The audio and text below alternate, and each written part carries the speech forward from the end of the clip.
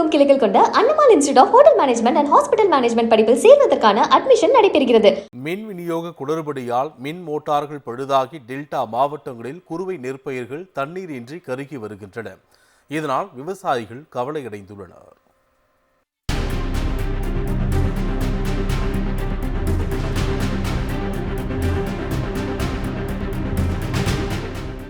மேட்டூர் அணையிலிருந்து டெல்டா பாசனத்திற்காக ஆண்டுதோறும் ஜூன் 12ஆம் தேதி தண்ணீர் திறக்கப்படுவது வழக்கம்.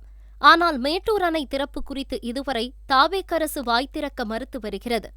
மேட்டூர் அணையில் தற்போது 89 அடிக்கு மட்டுமே நீர் உள்ளதால் அணை திறப்பு கேள்விக்குறியாகியுள்ளது.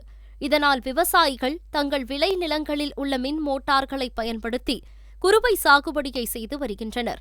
இந்த நிலையில் திருவாரூர் மாவட்டம் குடவாசல் அருகே வெள்ளை அதம்பார் கிராமத்தில் குறைந்த அளவு மின் அழுத்தம் காரணமாக மோட்டார் இயங்காமல் தண்ணீரின்றி பயிர்கள் கருகியுள்ளன.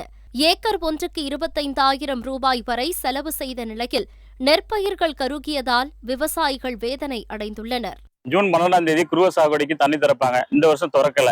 சரி, தண்ணி தான் ஆத்துல தண்ணி திறக்கல. நாங்க சொந்தமா எங்களோட உழைப்புல மோட்டார்ல போர் செட்டை வச்சு நாங்க தண்ணி போட்டு நாங்க சாகுபடி பண்ணலாம்னு பார்த்தா லோ வோல்டேஜ் கரண்ட், சில இடங்கள்ல கரண்டே இருக்க மாட்டேங்குது. அப்படியே கரண்ட் இருந்து நாங்க மோட்டார் ஆன் பண்ணோம்னா அந்த மோட்டாரை இயக்குற அளவுக்கான அந்த பவருக்கு அங்க கரண்ட் இல்ல. லோ வோல்டேஜ் அரை கரண்ட்னு சொல்ற மாதிரி மோட்டாரை போட்டா மோட்டாரே ஓடல. ஒண்ணு ஆத்துல தண்ணி வரணும், 12ஆம் தேதி தண்ணி திறந்து தண்ணி வரணும். அந்த தண்ணியே வரல, இங்க கரண்டே இல்ல. அப்ப நாங்க விவசாயிகள் நாங்க இருக்கிறதா தற்கொலை பண்ணிக்க போறதா?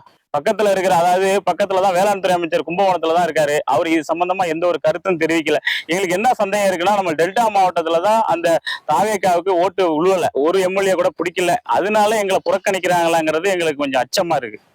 இதேபோல் திருவாரூர் மாவட்டம் திருத்துறைப்பூண்டி மற்றும் முத்துப்பேட்டை சுற்றுவட்டார பகுதிகளில் ஒவ்வொரு ஆண்டும் சுமார் 20,000 ஏக்கருக்கும் மேற்பட்ட பரப்பில் குறுவை சாகுபடி மேற்கொள்ளப்படுவது வழக்கம்.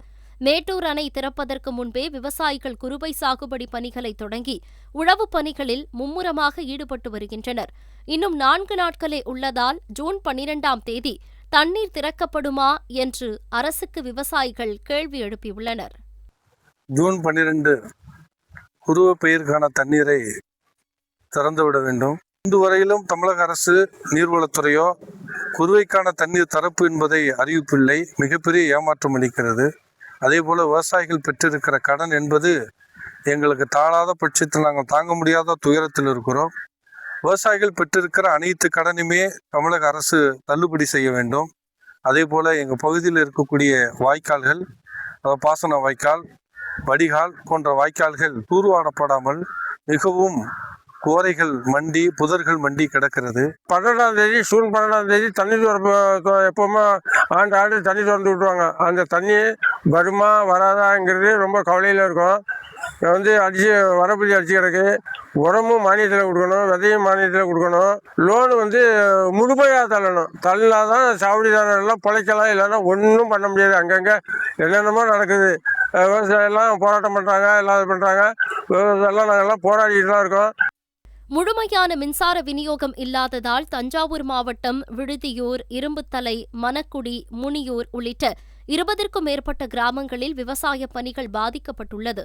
ஆழ்குழாய் பாசனம் மூலம் கோடை நெல் சாகுபடிக்கு போதிய நீர் கிடைக்காததால் வயல்கள் வெடித்து பாலம் பாலமாக காணப்படுகின்றன. தமிழக அரசு மின் மோட்டார்கள் இயங்குவதற்கு தேவையான முழுமையான மும்முனை மின்சாரத்தை துரிதமாக வழங்காவிட்டால் ஆயிரக்கணக்கான ஏக்கரில் பயிரிடப்பட்டுள்ள பயிர்கள் கருகி பெரும் இழப்பு ஏற்படும் என்று விவசாயிகள் வேதனையுடன் தெரிவிக்கின்றனர். நெற்கதிர் வந்த பயிர்கள் முழுவதும் தண்ணீர் இல்லாமல், அதாவது போதிய மின்சாரம் கிடைக்காமல், மின் மோட்டார் இயங்காமல், தண்ணீர் கிடைக்காமல் முழுவதுமாக வெடிப்பு ஏற்பட்டு பெரிய சேதம் என்பது ஏற்பட்டு இருக்கின்றது. இங்கு பல்வேறு இடங்களில் புதிய மின்மாற்றி அமைப்பதற்கான நடவடிக்கையை மின்சார வாரியம் மேற்கொள்ள வேண்டும்.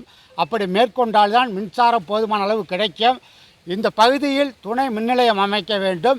இன்றைக்கு இருக்கக்கூடிய தமிழக அரசு ஒரு பொறுப்பற்ற அரசாக, விவசாயிகளை பற்றி கிஞ்சற்றும் கவலைப்படாத அரசாக இருந்து கொண்டிருக்கின்றது.